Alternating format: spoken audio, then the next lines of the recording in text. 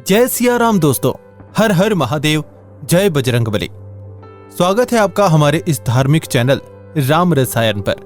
दोस्तों, आज की जो हमारी कहानी होने वाली है, इसमें यही जानने को मिलने वाला है कि इंसान को कभी कभी अपने इष्ट यानी जिन भी भगवान की वो पूजा करता है, जिन्हें भी वो मानता है, उनके ऊपर पूरा भरोसा रखना चाहिए। क्योंकि भगवान जी आपकी मदद करने से पहले आपको छोटे मोटे कष्ट जरूर देते हैं, ताकि वो ये जान सकें कि मेरा भक्त कितना पक्का है अपने इरादे का। क्या मेरा भक्त अपनी आस्था पर कायम है या कहीं जरा सी मुसीबत से डगमगा तो नहीं जाएगा। तो चलिए शुरू करते हैं आज की इस विश्वास और आस्था से भरी कहानी को। दोस्तों, यह कहानी मुरली की है, जिसकी उम्र 45 साल है, जो कि एक किसान है। मुरली अपने 15 साल के बेटे विष्णु के साथ गांव में रहता है, बड़ी मेहनत करता है और अपना घर चलाता है, अपने बेटे को पढ़ाता है। टाइम टाइम पर विष्णु अपने पिता का हाथ पटाने के लिए खेती भी करता है, लेकिन मुरली चाहता है कि उसका बेटा पढ़े लिखे और सरकारी अफसर बन जाए।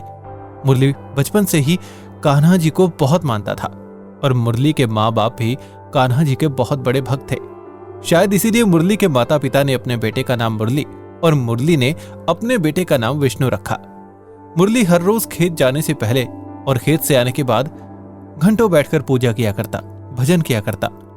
दिन बहुत अच्छे चल रहे थे और मुरली सोचने लगा कि क्यों ना बेटे को आगे की पढ़ाई के लिए शहर भेजा जाए। अच्छी कोचिंग होगी तो सरकारी अफसर बनने के लिए जो एग्जाम देना होता है, उसकी तैयारी भी अच्छी हो जाएगी। और ये होना सिर्फ पैसे की बदौलत था। बट मुरली ने सोचा कि इस बार अगर फसल अच्छी हुई तो अपने बेटे को शहर जरूर भेजेगा। लेकिन वही है, कहते हैं ना, जब आप कुछ बड़ा करने की सोचते हैं तो कुछ परेशानियां आपके जीवन में आ ही जाती हैं, या यूं कहें कि भगवान जी आपकी परीक्षा लेने लगते हैं। फसल बुआई का वक्त आया, सब अच्छे से हो गया, लेकिन शायद भगवान को कुछ और ही मंजूर था। इस साल बारिश उतनी अच्छी नहीं हुई, लिहाजा फिर भी मुरली ट्यूबवेल से अपने खेतों को पानी देता रहा। कुछ वक्त और बीता, लेकिन बारिश ना होने की वजह से धरती के नीचे से पानी का लेवल भी कम होने लगा। कभी ढंग से पानी आता ट्यूबवेल से तो कभी नहीं। मुरली बहुत परेशान रहने लगा, खाना ना खाया जाता। हर वक्त उसे बस अपनी फसल की चिंता सताने लगी। अब तो हालात ऐसे हो गए थे कि अगर बारिश नहीं हुई तो सारी फसल मर जाएगी और बीज खरीदने के लिए जो पैसा ब्याज पर उसने उठाया था, वो वापस देने के लिए कहीं उसको उसका घर ही ना बेचना पड़ जाए। मुरली हताश होकर अपने खेतों के किनारे बैठा हुआ था और हरे कृष्णा का जाप रोते रोते कर रहा था। शाम हो गई, लेकिन बारिश आज भी नहीं हुई। रोज बादल तो बनते थे, लेकिन आंख में चोली खेलकर चले जाते थे।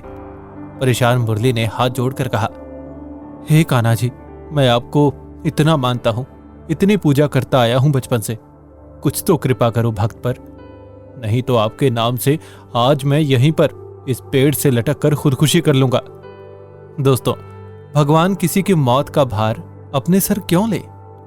कुछ वक्त गुजरा कि कहीं से उसी रास्ते से एक नौजवान मुरली के पास आता है और उसके रोने का कारण पूछता है कि बाबा क्या हुआ, आप इस वक्त ऐसी जगह बैठकर क्यों रो रहे हैं? मुरली रोते रोते उसे अपनी सारी बात बताता है।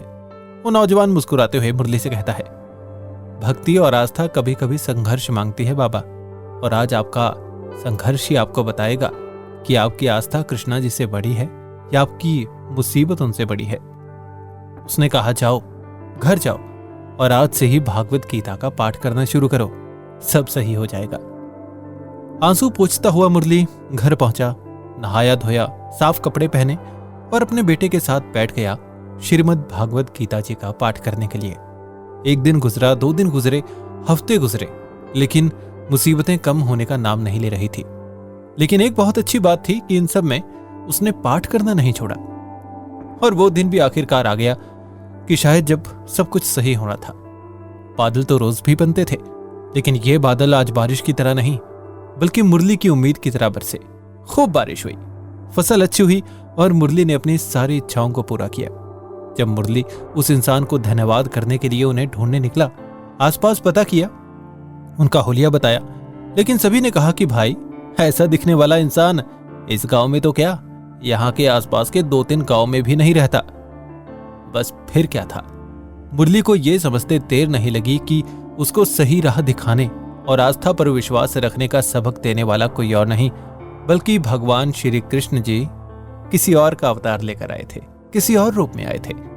आंखों में आंसू आ गए, शरीर कांपने लग गया और मुरली वहीं जमीन पर लेटकर भगवान जी को दंडवत प्रणाम करने लगा। दोस्तों, मुसीबतें जीवन में जरूर आती हैं, लेकिन आप खुद ये सोचिए कि आपकी मुसीबतें बड़ी हैं या आपके भगवान। तो बस ऊपर वाले पर भरोसा रखिए और मेहनत करते रहिए। आपको हमारी आज की यह कहानी कैसी लगी मुझे जरूर बताइएगा। अगर आपके साथ कोई ऐसा इंसिडेंट, कोई ऐसा वाक्य गुजरा हो भगवान जी की आस्था को लेकर और उनके चमत्कार को लेकर, तो वो आप मेरे साथ शेयर जरूर कर सकते हैं। फिलहाल मैं चलता हूं, अगली कहानी में जल्द ही मुलाकात होगी। चैनल को सब्सक्राइब जरूर कर दीजिएगा ताकि ऐसी और भी कहानियां और किस्से भगवान की महिमा से जुड़े आप तक यूं ही पहुंचते रहें। तब तक के लिए दीजिए मुझे इजाजत। जय सिया राम, हर हर महादेव, जय बजरंग बली।